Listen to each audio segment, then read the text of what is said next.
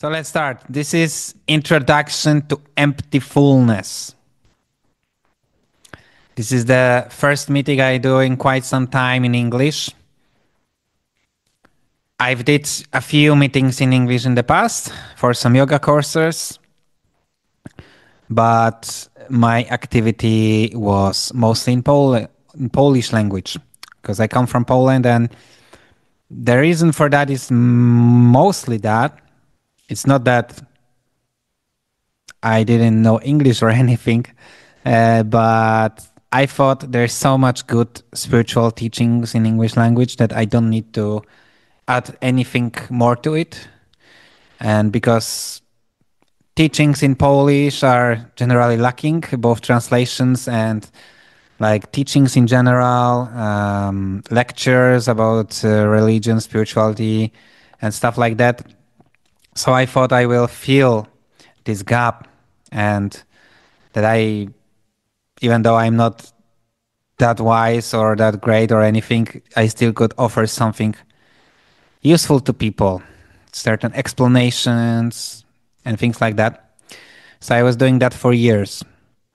I organized many meditation retreats, like 14 retreats that I led by myself, and also I was translating retreats done by various monastics from Theravada tradition, especially associated with Ajahn Brahm from Bodhinyana Monastery.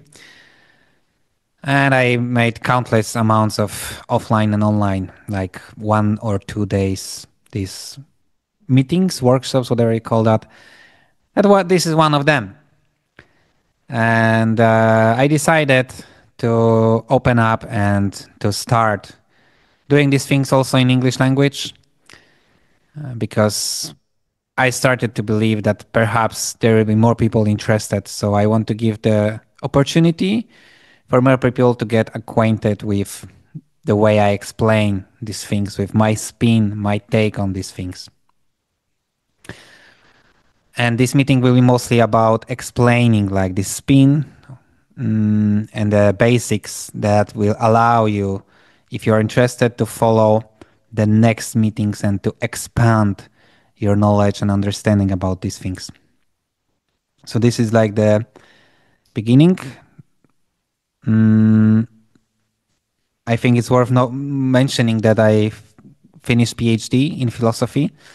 The name of my work is Cognitive and Functional Aspects of Meditation in Theravada Buddhism. So I've written a PhD about Buddhist meditation in Theravada. And I will share the findings slowly here. Of course, we will not do that today. It would be too long. Maybe, I don't want to dive so deep on the first meeting. But I just say it so I have some knowledge about these things. I also practice for like 15 years meditation and Dhamma in general. So I have some experience, but I don't claim any attainments. I don't claim to be very enlightened, wise, or whatever. I just have some experience and I want to share that with you. Mainly because many people from Poland told me that they find great value, and it really helps them to understand the Dhamma. So I thought I will want to give this opportunity to other people who doesn't speak Polish, but speak English. And I don't claim I've reached the end of the path or any significant part of it. So as I say, it's up to you to decide if anything that I say is useful for you, and check for yourself everything. I don't teach ex cathedra that you should do it like this, like that. It's just all a suggestion for, so you can check it out by yourself and judge by yourself if you find value in it. So this is like the main thing. So once we got that out of the way, let's go further. So what is emptifullness? And this is many things for me, because first of all, it's the name of my channel and of the whole project, let's say, just a name. But it also is certain, let's say, philosophical concept that is behind all this. And it's also the name of like the umbrella term that captures like everything that I try to share. And it's also has a very specific part of it as well, so it's a little complex, but let's start slowly. So let's start. Of course, I've said it already, but this is the name like of my channel and everything I do. So if you find this word, it usually refers to all these meetings and all this transmission that I do here. But there is a certain concept behind this emptyfullness. So I've coined this term in Polish first. Pustko pełnia. Pustka is emptiness. Pełnia is fullness. And in English is emptyfullness. And I have already explained that during the introduction to meditation, but let me reiterate that for the simply fullness of this lecture. So emptyfullness, it's a conjunction of two words, emptiness and fullness. It's like a play of the words to merge them into one word. And the reason for that is it refers pretty much to what Buddhism refers to as emptiness. Because in Buddhism, emptiness is a very good thing. Even in, for example, one of the suttas, I think it's MN 121 or 22, Buddha says that everyone who reaches the ultimate supreme emptiness reaches the same ultimate supreme emptiness. So the emptiness is considered the highest thing in the universe, pretty much. Or maybe even not the universe, it's beyond the universe. Whatever it is, like I don't want to discuss the nature of parinibbana here or nibbana. It's not about metaphysics, but about that. Emptiness is the highest thing pretty much.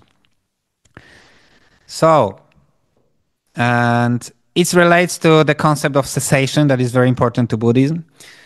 And cessation means that cessation is gradual, but because certain aspects of reality starts to cease, and when they cease, we discover peace, and peace gives freedom, and freedom is blissful. This is pretty much the sequence.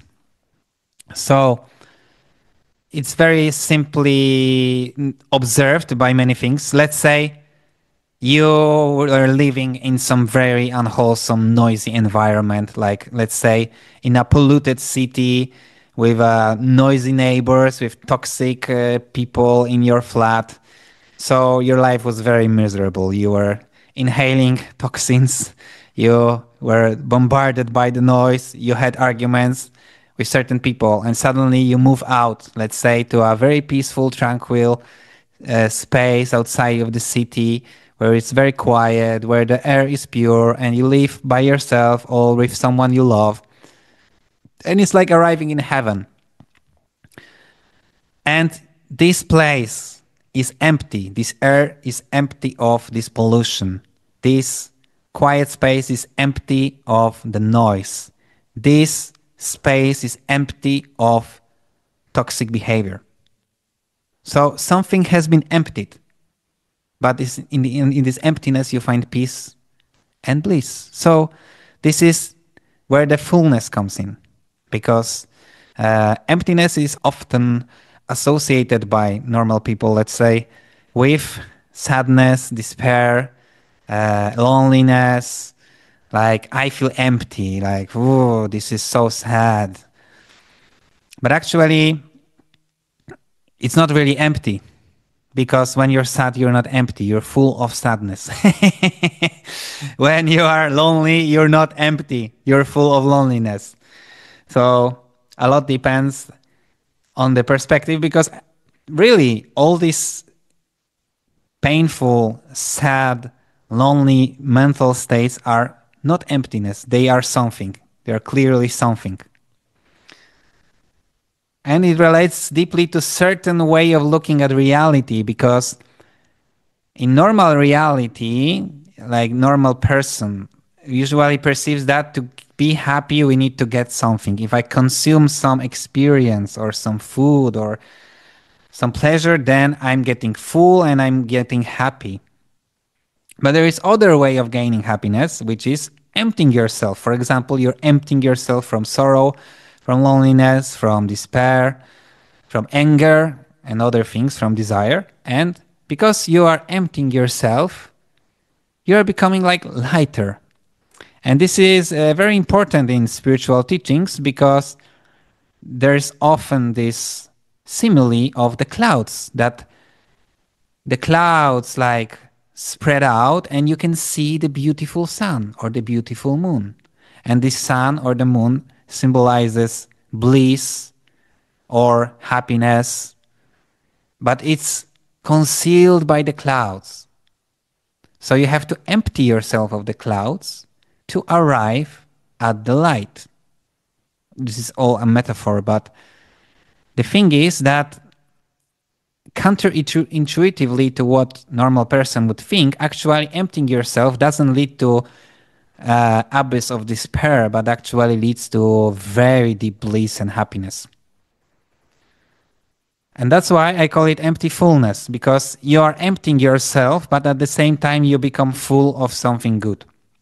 So cessation is good. When certain things, bad things end, this is very good. When craving ends, when anger ends, when fear ends, where like worrying ends, this is very good for you. So you're becoming full of peace, full of freedom. That's why emptifullness, pretty much. Because this is good emptiness. This is not this despair emptiness, but this good emptiness. And that's why it's emptifullness. So I think this word very nicely catches the meaning of what spirituality and Buddhism is all about. So this is what is like philosophical concept of emptifullness, and also it's a name for all these things I'm doing. Like could say the brand name or something like that. And because this is a little bit how it is in the modern world. You need to have like a unique name, right? To make even a channel or something. So this is the main thing. But now I want to speak about what I'm doing in general. And it will explain many things on the way. Because like main thing I am interested and what I want to share with others is Buddhism, especially early Buddhism. But my spin on that is that I don't follow only Buddhism. And it will require some explanation, but let's say, first of all, for the beginners, though this lecture is not really for the complete beginner, but in Buddhism we have this term Dhamma, or in Sanskrit Dharma, which is also part of, I will explain that later in more detail, but Dhamma is also like teaching of the Buddha and certain universal law of nature, that if we follow that law, we get more happiness and less suffering. And Dhamma is like the key concept in Buddhism. So I would say it's the most central concept of Buddhism. So all Buddhism is about practice of Dhamma. But Dhamma is universal in a way. Buddha only discovered the Dhamma. I will explain that in more detail later, but it's in the suttas, in the Buddhist text, that Buddha discovered Dhamma and he taught it. So Dhamma is like universal law of nature, and we have to follow it, and it's all the spiritual path is about following the Dhamma. And I believe that Buddha has explained the Dhamma the best. So this is in the Pali Canon expressed Sphakato Bhagavata Dhammo. The Dhamma of the Blessed One is perfectly explained. And what do I understand by this is, I also want to add one more thing, that Buddha Dhamma has, even though it was evolving and there are various interpretations and stuff like that, but comparatively, if you study the history of the Dhamma and of the Buddhist text, if we go back to these early Buddhist texts, EBTs, which is a very important term also, it's very pure in a way. It wasn't changed so much like teachings of many other traditions. So there is something very true and raw and pure at the heart of it. Because what we really want to do is we want to find a way out of suffering, right? And so we want to find a teaching that will lead us there. And also we want to understand how reality works, not only how physical reality works, but how the life works. These most ultimate, profound, most important questions like what is the meaning of life? How can we reach happiness? How can we escape suffering? Will life be going on forever? Can it end? Like things like that. It's a very important question. Like what happens after death? This is a question that is relevant to all of us. Like everyone cares not to suffer, and everyone is like concerned with what's going on in this reality we live in. Like what's going on with life. And so Buddha gave a lot of explanation about these things, and I find them very profound and accurate.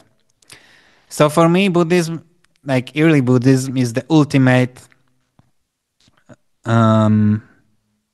source of understanding, of course connected with my own personal experiences and exploration, which is also advocated by the Buddha. He always said that you have to see for yourself, you have to explore these things, don't take things just on faith, but test them, check if they are true and stuff like that. So slowly you are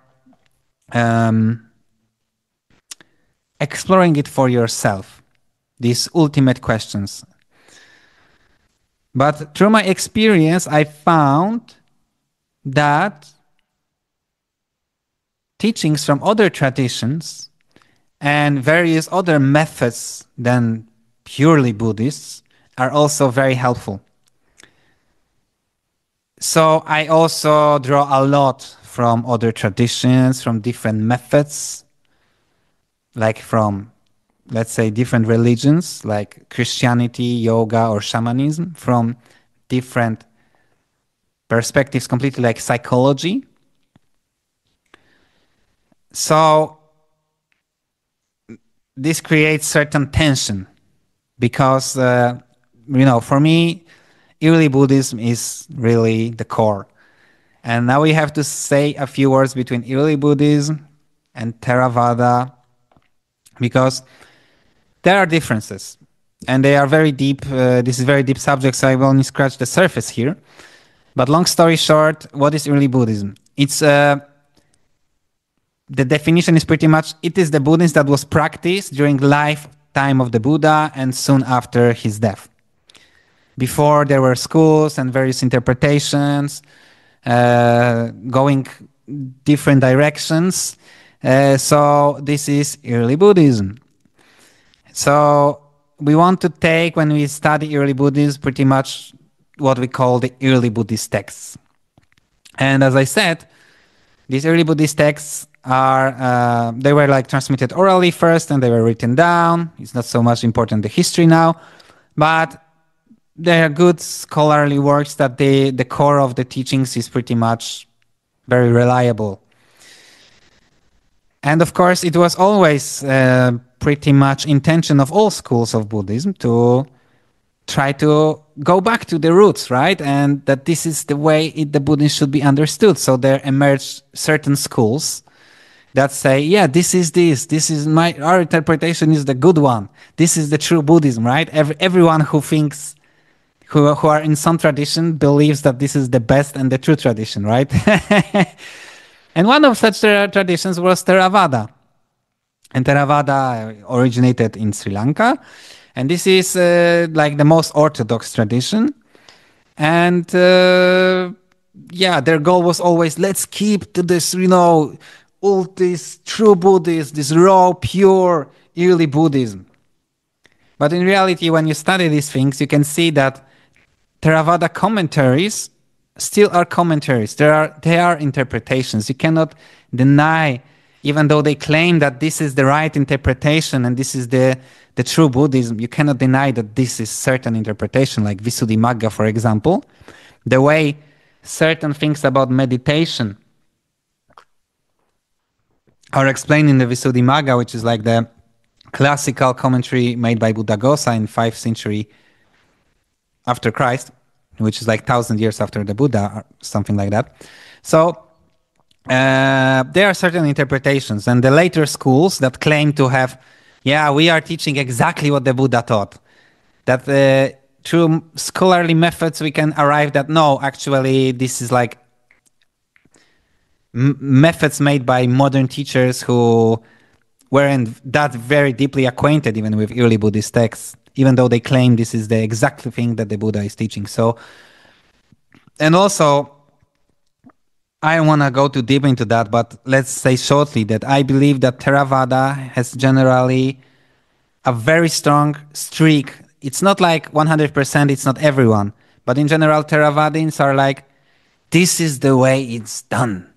Everything else is, you shouldn't follow that. Just follow from A to step by step this path and this, and then you will not get lost in all these various wrong views. So so follow only this one way. But actually, when I study the suttas, I see the Buddha was much more open-minded. The way he approached meditation, like I said, for example, just remove the 5 hindrances. He gave certain hints, certain general methods that were, let's say, much more open-ended.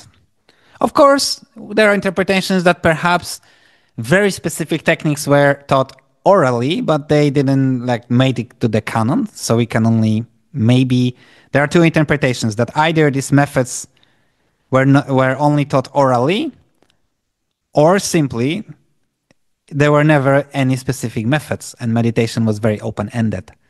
So no matter which interpretation is true, well, the methods we have, we actually don't know if the methods that are taught in the present day are the same that the Buddha taught. There is just no way to prove that.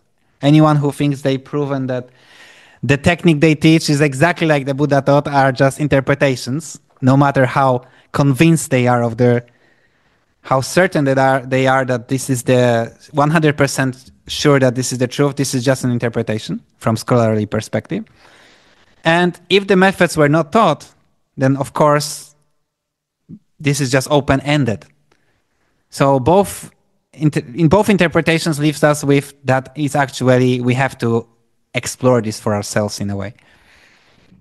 And that's what I advocate, to explore for yourself, to observe your mind, observe various ways you deal with your mind, and seek what brings you happiness and reduce suffering in the long run. This is pretty much the main way you can navigate around these things. And what is important that I find, if we approach this open-minded way of approaching Dhamma, then we can actually use teachings from other traditions to enrich our Dhamma practice.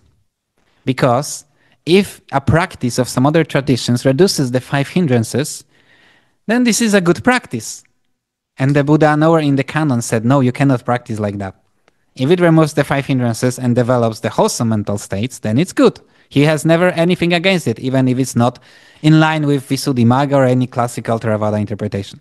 That's why, in my opinion, by itself, the early Buddhism was like that it was more like open-ended exploratory process of arriving at the next stages of the path in the way that is good according to your conditions, to everyone unique conditions. But let's be real. We live in a reality where Buddhists in general are pretty orthodox by nature, in my opinion, in Theravada and early Buddhism. So they are a little bit looking down upon situation when you incorporate teachings from other traditions. So for example, when I would give a, let's say, quote, quote, Dhamma talk and would speak about Christianity or yoga or shamanism there, then some people would find it annoying and like I am destroying the Dhamma, that this is not pure Buddhism, what am I doing? This is how the Dhamma disappears and stuff like that. So I decided that the best way forward is to simply make different types of meetings. Because I don't want to resign from this perspective, this more open-ended perspective, when I can incorporate teachings from other traditions to actually just deepen the explanations of the Dhamma. But at the same time, I know that there are people who really want to just hear the pure Buddhist perspective. So I do various types of meetings, and on every meeting I organize, you can see the type of the meeting, and so you can come to it and you know what to expect from that meeting.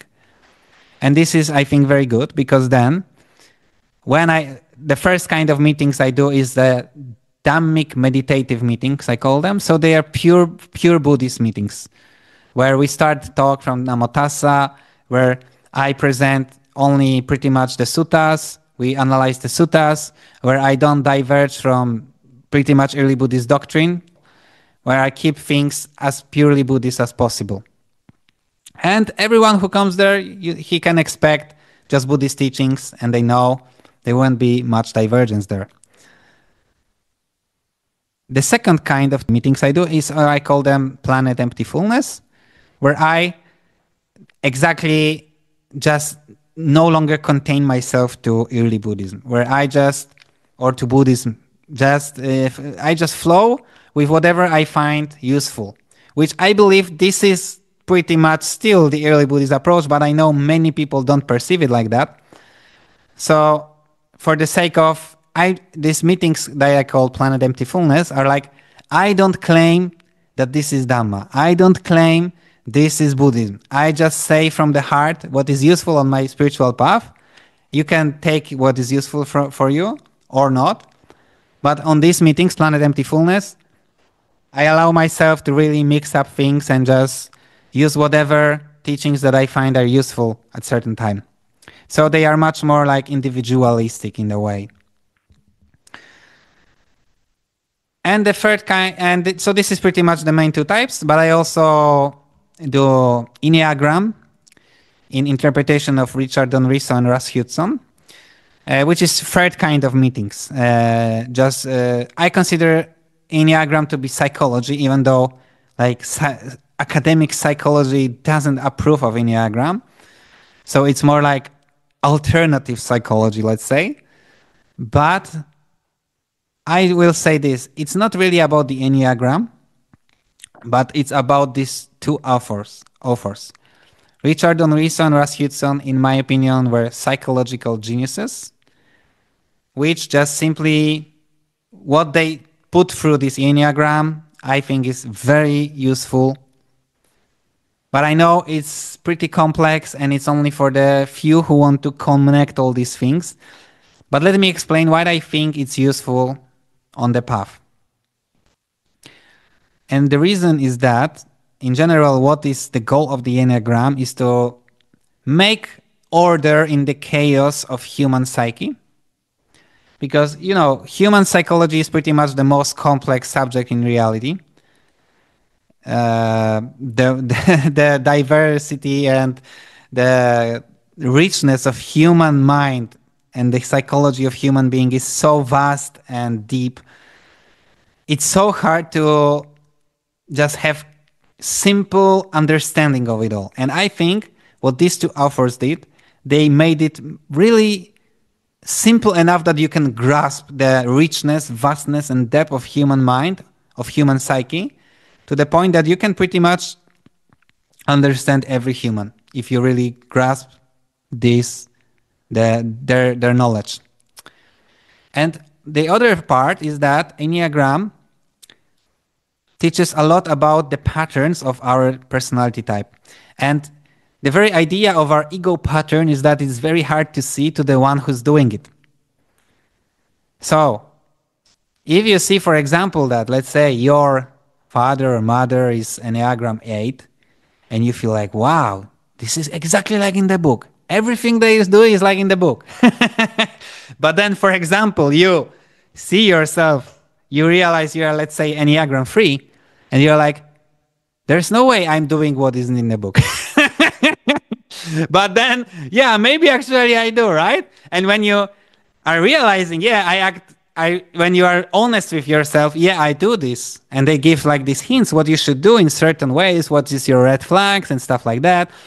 So you can, it's just a mindfulness tool. You become mindful of your patterns of behavior, of experiencing reality. And in this way, you can become aware of the most destructive habits of your psychology and to transform them into more healthy ways. Because in Enneagram, every aspect, every type has a certain journey to integrate into more healthy ways of being of your type. Because pretty much Enneagram theory says you are not becoming other type, but you can become the best version of yourself and slowly integrate other types. So I just consider it like a map of um, how to progress with your right effort, with development of your virtue, of your goodness, and how to become a better person and to avoid pitfalls of your personality, to just make your personality more wholesome. And I really believe that the wholesomeness of your personality goes a long way with the wholesomeness of your virtue and of your goodness, generosity, of not harming others in social human life. So I think this is why it goes together. But I understand, like this is very, for some people it's very controversial. Many people think it's some mumbo jumbo, like some silly thing. I understand them. Okay, they have their opinion. In my opinion, it's not mumbo jumbo. Even though it's alternative psychology, I think these two authors were geniuses. Maybe everything else in Enneagram is mumbo jumbo, but these two authors, I think they were like inspired or they were geniuses. Whatever, however they come to write these books, I think they are very true and very wise. Of course, not everything there is perfect, but this is where the wisdom comes in, the practical wisdom, phronesis in Greek. You have to connect these things like teachings of the pure Dhamma. If you want, you can connect this with the Enneagram. And if you understand the Dhamma, you will see what is not in line with the Dhamma. But you can take so much from it and just make it in line with the Dhamma. That's why, yeah, I know this is pretty ambitious project, but I was always aiming like my niche is to, like, people can take whatever they want, but I really hope that there are people who can understand the whole spectrum of what I teach, of what I try to convey. And when they do, I really believe it will be very helpful to them. So this is my spin on all this.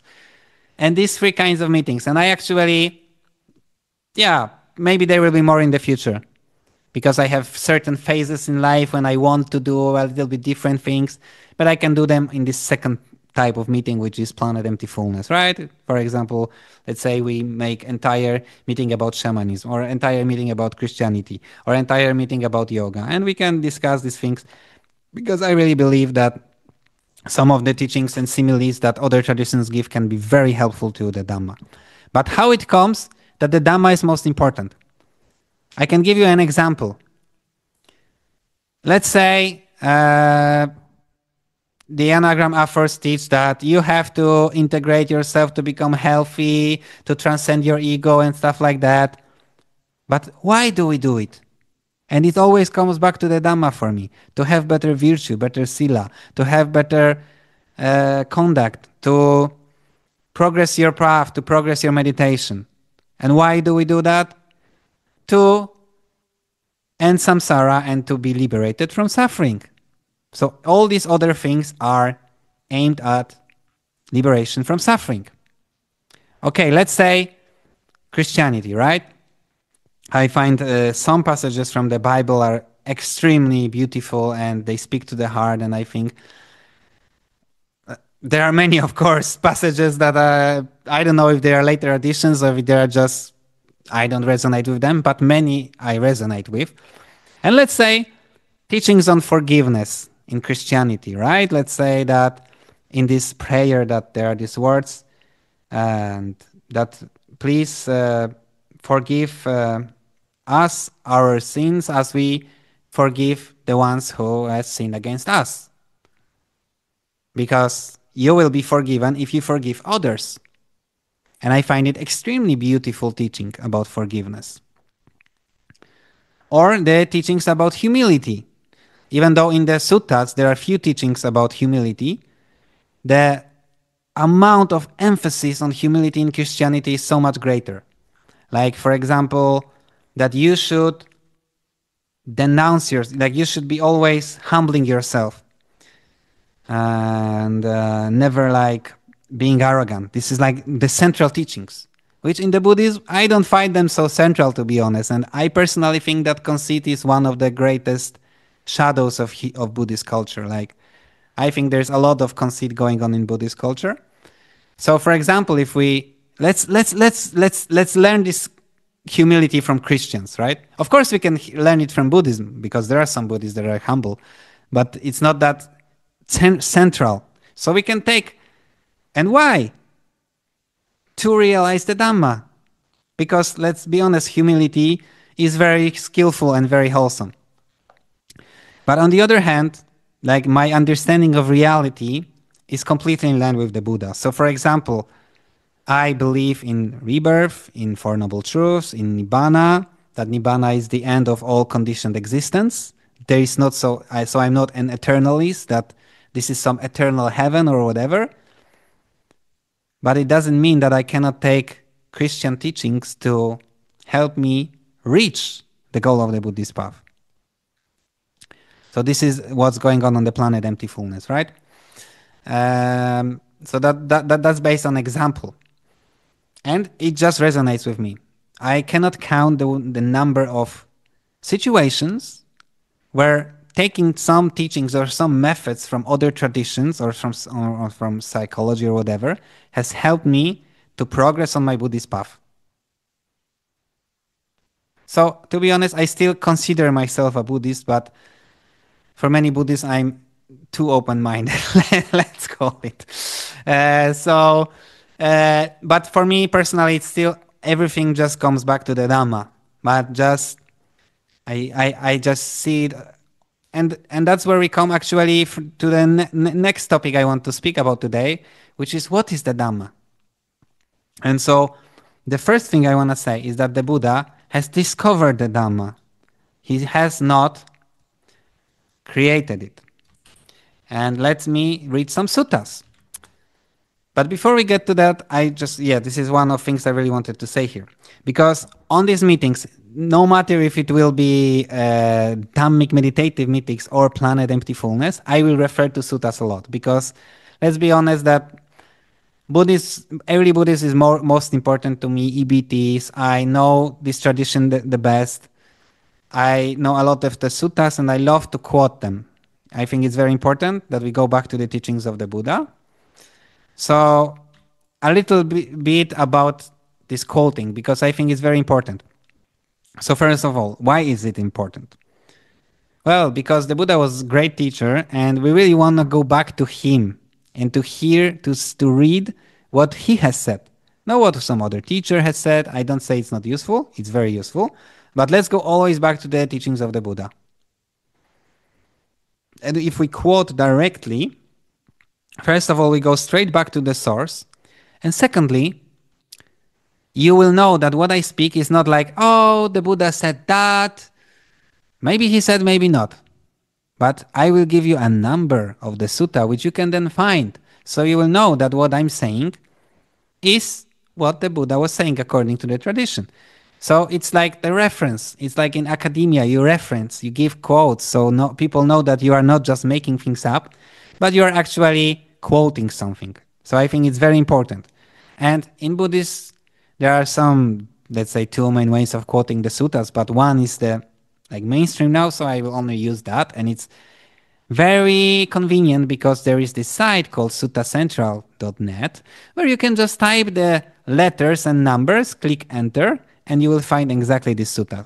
So I really advise you that when I, for example, or someone else gives you these numbers, this letter and numbers, then you just type it and you can find this sutta and to see that something I'm referring to is there. And to read these suttas, this is very good. And so there are like 5 main nikayas, which is like these baskets, these collections of the suttas. 4 of them are like, let's say they are called the 4 main nikayas, which is like Majjhima Nikaya, Digga Nikaya, Sangyutta Nikaya, and Anguttara Nikaya, which means Majjhima Nikaya is middle length discourses. So this is the discourses, like the suttas, the texts of the Buddha that are middle length. They are very nice because they are pretty lengthy that you can get deep into something, but they are not super lengthy that it gets tiresome to read that in a way. Digha Nikaya is these long discourses when they are really long.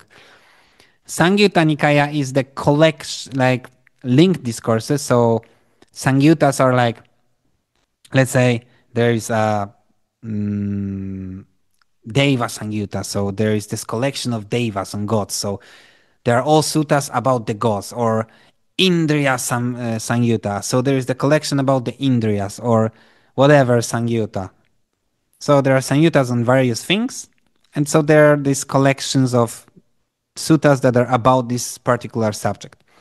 And the last one is Anguttara Nikaya, which is numbered discourses. So, for example, there are 1s, 2, 3s, 4s, 5, 6, 7, 8, 9, 10, and 11s. So, for example, all suttas in 8s list that there is 8 of that. There is eightfold path. There are 8 things that asuras love in the ocean and the mendicants love in the Vinaya, for example. Or, or there are 7 things. There are 7 factors of awakening. There are 4 things. There are 4 noble truths, 4 right efforts, 4 bases of psychic power. There are 3 things, like 3 kinds of deeds by body, speech, or mind. There is 1 thing. There is, let's say, I don't know, uh, 1 ultimate emptiness or something like that. I don't know if it's a good example, but you get what I mean. Or 11 gates to Nibbana. So, numbered discourses are about this. And the shortcuts we use, these letters that are for quotations, are based on the Pali names. Like Pali is this language of Theravada, of Ili Buddhism. So let's say Anguttara Nikaya, this numbered discourses, Anguttara Nikaya, Anguttara A, Nikaya N. So AN. Majjhima Nikaya, middle discourses, MN. Digha Nikaya, long discourses, DN. Sangyutta Nikaya, link discourses, SN.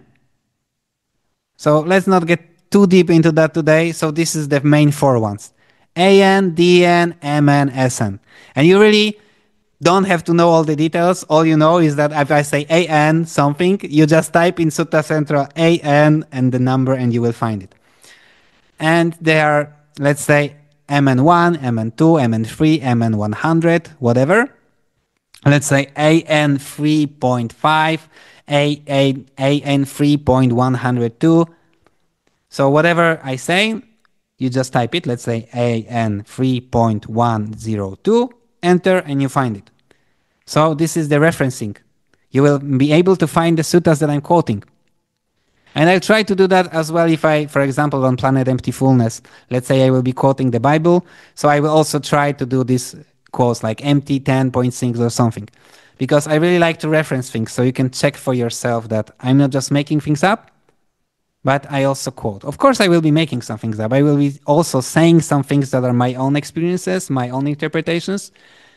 But I try to say always, this is my experience, this is my interpretation, and this is how someone, this is a quote from that. So you know what is like the voice of the tradition, what is my interpretation. So this is what I call intellectual honesty. So you know where I'm quoting and when I'm just making an interpretation.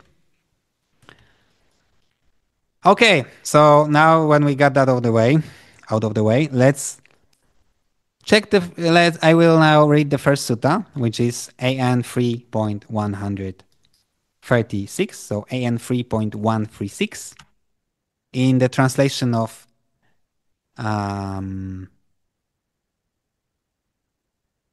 Bhante Sudhaso, I think. And the reason is why I chose his translation is because he didn't translate Dhamma.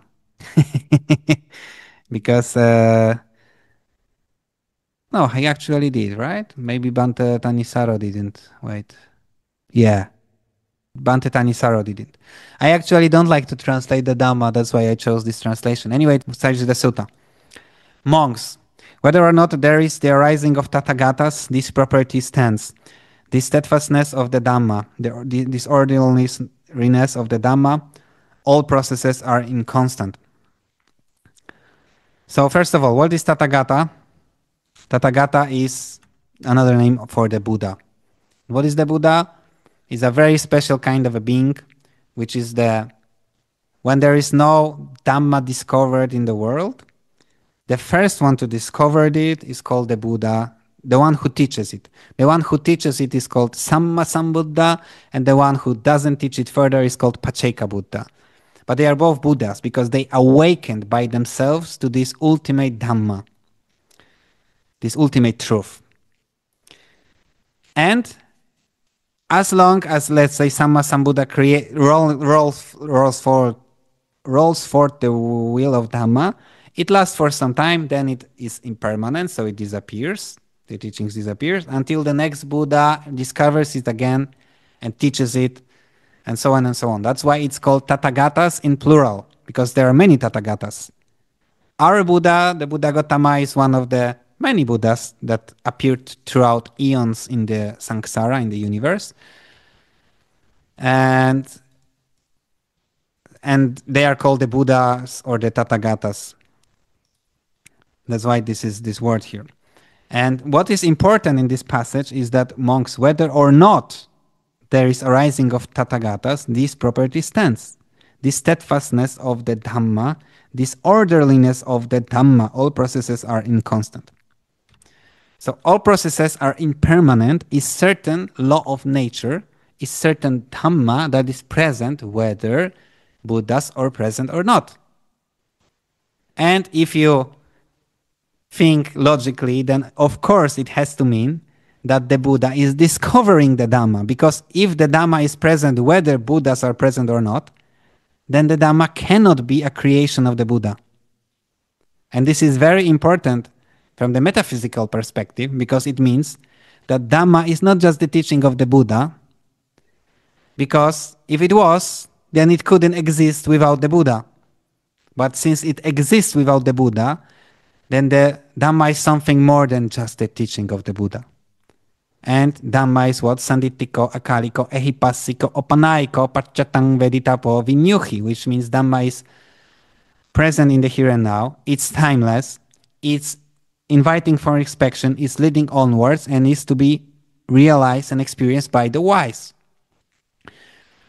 Which means that Dhamma is timeless principle.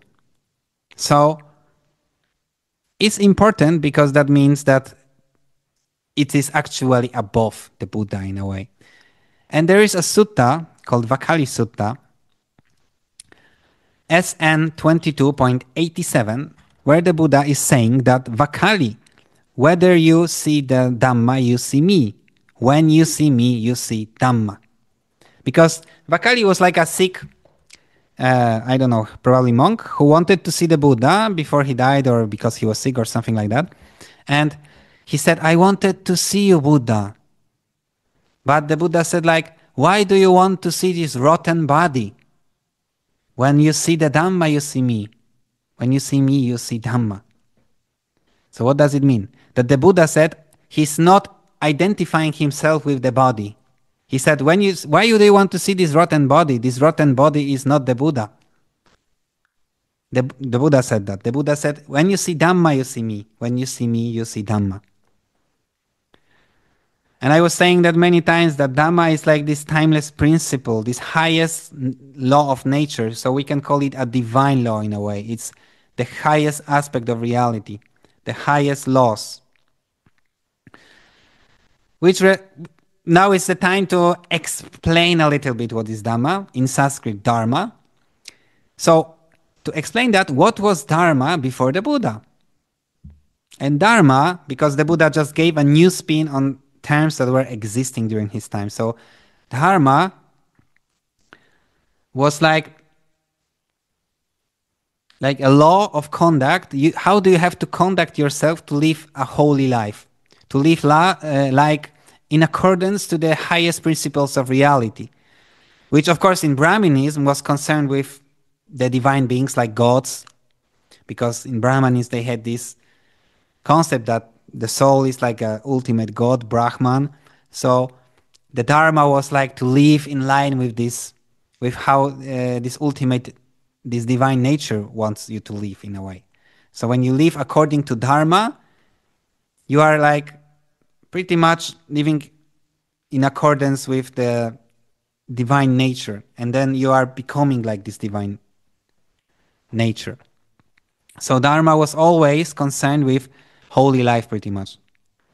Because adharma, that what is not dharma, was unholy life, the life which is to suffering, to this, which is in accordance to this not very nice part of nature, because nature can be also cruel, it can be harmful, it can be very, uh, painful.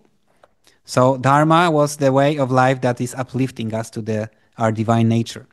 And of course, for the Buddha, what was the most high was the cessation, emptiness, nibbana, parinibbana. So Dharma became, of course, Dharma became to realize nibbana. So living in accordance to Dharma is to realize nibbana, because this is the highest Dhamma. There are other suttas where say that there are many Dhammas. Buddha just why?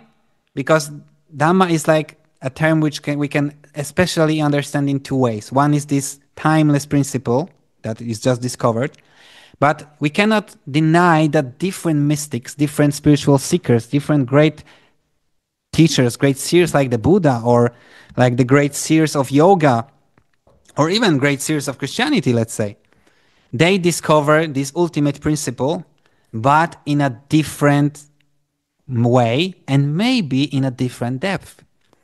This is, of course, a great discussion. Who discovered the Dhamma to what depth? But let's say that these early Buddhists are right, that we've got it right. We have discovered, the Buddha discovered the ultimate Dhamma. But we cannot deny that there are different explanations of the Dhamma, which maybe or maybe not are as deep, but they are pointing in the same direction, because they are explanations of this ultimate nature of reality. So, in this way, there is one Dhamma that is timeless principle, but different spiritual seekers, different great teachers have discovered it in a different degree and taught it in a different ways, and this is Dhamma or Dharma as the teaching of the Buddha. So there are clearly at least two ways of understanding. There are actually 5 or 6 ways, but let's not get that deep in this lecture. But what I want you to note is that one is the timeless principle, and the other one is the teaching of a teacher that calls it Dhamma. And there are suttas that say there are different Dhammas, like Jains have their Dhamma, and Buddhists have their Dhamma. But this is both explanations of the same, they both try to approach the same reality, just maybe has realized it with different depth or explained it in different terms. But yeah. And what the Buddha said, when you see Dhamma, you see me. When you see me, you see Dhamma. The Buddha said, Buddha was always claiming that he knows Dhamma perfectly, that he realized ultimate Dhamma. So his mind was completely in line with Dhamma. And of course, you cannot see the mind of the other being. You cannot see in this rotten body the ultimate nature of reality. To get there, you have to reach the ultimate state of mind. We can call it cessation or whatever. Let's not get into nature of Nibbana. But the Buddha said, when you follow the Dhamma to the end, you will see me. And when you see me, you see the ultimate realization of the Dhamma. So this was like the Buddha was saying, you don't need to see my body, see the Dhamma, because this is what would help Vakali in their sickness. Go and see Dhamma, because Dhamma and what it points to goes beyond this body, beyond this life, beyond sickness, beyond death. That's why the Buddha said that. So, but what is important for me, what I wanted to convey here, is these two meanings of Dhamma. Because it also opens up a little bit what I'm doing on Planet Emptifullness. Because when I, let's say something from different tradition, it's also Dhamma. Maybe it's not Dhamma like a teaching of the Buddha, but this is different teacher who has their take on this timeless principle. And I don't claim that they are the same or the same depth. I don't want to judge that. But what I see is that they point in the same direction in general. So, you can call it that. I would say I'm a little bit Buddhist, a little bit perennialist, because I believe all spiritual traditions point in the same direction. But we don't know if they are in the same depth, It's just so complex. If you get so deeply into that, it gets so complex because other traditions were also evolving. And sometimes some later mystics from various traditions, maybe they were actually deeper into Dhamma than the founders of certain religions. You cannot say it's not the case. It's really deep subject. So, but what I want to say is that I think all of these things point at Dhamma, and of course we should go back to the word of the Buddha. But I think sometimes it's useful to incorporate teachings from other traditions also, if they resonate with our hearts and yeah, and put us further onto the path. If they support our practice of right effort, that we have better mind states and less bad mind states. And one more sutta I want to quote is SN 12.65, the city, Nagara Sutta, in which there is such a passage.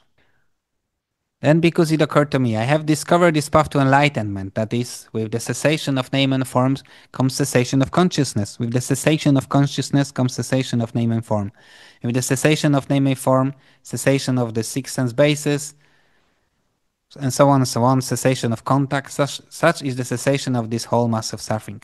So we see, Buddha is clearly saying that path of enlightenment is about cessation of this whole mass of suffering. So he uses this word cessation. Is the cessation, there's emptiness in cessation, but this emptiness is the emptyfullness. Because at the same time he said, Nibbanang Paranang Sukhan, Nibbana is the highest bliss. So the cessation is a good thing. And cessation thus because in regard to things unheard before those, there arose in me vision, knowledge, wisdom, true knowledge, and light. And this is also appears in Dhammacakkappavattana Sutta as in 56.11, where the Buddha says, such was the vision, such was the light. So it's clear that the Buddha was like a mystic. He had a vision, a light that has conveyed to him certain truths. So he wasn't that different from different mystics. Maybe he was deeper into that, but it's the same mechanism behind it. And he says that this cessation of the mass of suffering is the way. And he says, suppose because a man wandering through a forest would see an ancient path, an ancient road traveled upon by people in the past. He would follow it and would see an ancient city, an ancient capital that has been inhabited by people in the past, with parks, groves, ponds, and ramparts, a delightful place. Then the man would inform the king or a royal minister, Sire, know that while wandering through the forest I saw an ancient path, an ancient road traveled upon by people in the past. I followed it and saw an ancient city, an ancient capital that had been inhabited by people in the past, with parks, groves, ponds, and ramparts, a delightful place. Renovate that city, sire. Then the king or the royal minister would renovate the city, and sometime later that city would become successful and prosperous, well populated, filled with people, attained to growth and expansion. So too because also I saw the ancient path, the ancient road traveled by the perfectly enlightened ones of the past. And what is that ancient path, that ancient road? It is just this noble eightfold path, that is, right view, right intention, right speech, right action, right livelihood, right effort, right mindfulness, and right concentration. I follow that path, and by doing so I have directly known aging and death, its origin, its cessation, and the way leading to its cessation. I have directly known birth, existence, clinging, craving, feeling, contact, the six sense bases, name and form, consciousness, volitional formations, their origin, their cessation, and the way leading to their cessation. Having directly known them, I have explained them to the bhikkhus, the bhikkhunis, the male lay followers, and the female lay followers. This holy life, bhikkhus, has become successful and prosperous, extended, popular, widespread, well proclaimed among devas and humans. So, why I wanted to read this sutta is because we can see that there is this simile of the ancient path, an ancient road traveled upon by the people in the past. And this is the discovering of this Noble Eightfold Path. And Noble Eightfold Path is pretty much a synonym of the Dhamma. So it's clear that he discovered this ancient path in the forest. It's like discovering some beautiful ancient city, and he renovated it. This is one more sutta, which is an argument that the Buddha has discovered the Dhamma and not just make it up in his mind. Of course, he has created concepts and the way he described it and taught it, but it was something he discovered, this timeless principle. So this is important. Of course, the Dhamma is not like eternal thing. It's too complex to go into detail now, but this is a timeless principle, which is present in reality as we saw in this previous sutta, AN 3.136, that it's there whether Buddhas are present or not. And this is one of the things I wanted to convey as this first introductory lecture. So I'm slowly coming to an end because the objectives I had for this lecture is to just explain what is emptifullness and these various ways of how I do the meetings, various themes, let's say, how they connect together. That, of course, you don't have to come to all of them. You can only come to Dhammic Meditative. You can only come to Planet Emptifullness. You can only come to Enneagram or to the 2 or to 3. It's up to you. It's always up to you what you want to take from it. And I really don't mind if you are really don't like Enneagram or if you really don't like connecting different stuff. But if you like the Dhammic Meditative, come to that. If you don't like the Buddhism or spirituality, you are interested only in Enneagram, come to that. It's up to you. But I want to do all of these things because it's just my conditioning. I like that. I think they're all useful and I like to speak about them.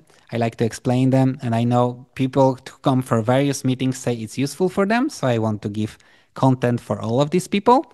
Now I expand it from Polish also to English. And I also wanted to give you a taste a little bit of how I speak about suttas.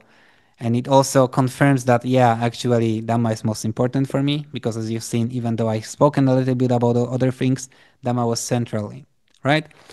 And I think Dhamma is the main concept of Buddhism. Of course, we haven't explained it in much detail. It was very introductory, but at least you have certain information that it was something that the Buddha discovered, and he, according to Buddhists, discovered in the greatest depth, and he explained it in a perfect way, according to Buddhism. Svakato Bhagavata Dhammo. And this is, for me, the main thing I go back to, right? No matter if I even read other things, I still believe in rebirth, in Four Noble Truths, independent origination, all of this stuff. So I hope you start to grasp what is emptifullness. This is just a place where I share certain knowledge, certain perspectives, and you maybe take something of it, like in this simile that the Buddha gave of the rug rope. You just take what is good for you, you discard what is bad, and if it's useful for you, then I'm happy. Because I just want to share my perspective. And yeah, so feel free to come for the future meetings if you are Polish and for Polish and English. If you are an English speaker, maybe you hear it now on YouTube for the first time and you think, yeah, maybe I would like to hear more. Then please listen to more videos, come to more meetings. I hope you will like it. I will also try to improve my English and my accent because I know it's not perfect, far from it, but slowly I will try to work on it. Yeah, and so this is it pretty much. So to summarize, yeah, I try to share my knowledge about meditation, about Buddhist Dhamma, about various spiritual traditions, and about alternative psychological theory of Enneagram according to these two authors. So this is it. Emptifullness for you. Thank you for listening. And now if anyone has some questions or comments at the end, please feel free. I put the option that you can unmute yourself or whatever you can write.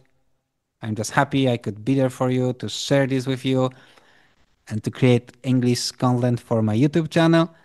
To slowly start. I just want to share one more thing because I had this beautiful picture. I will send it to you on the email. There was this pyramid that have a big vision, like whole pyramid. But then there was only first layer of pyramid. But start small. And then there was just only one brick, but start. So this is the start. This is the start of a new chapter when I slowly We'll try to make English content, and maybe there will be more people coming from English speaking people who will just like my take on these things. So I thank you so much that you were on this first meeting, because maybe it was far from perfect, but you also, it's much easier to speak to actual people than to the camera. So I could practice. So thank you so much for that. And if you have any questions or comments, then please feel free.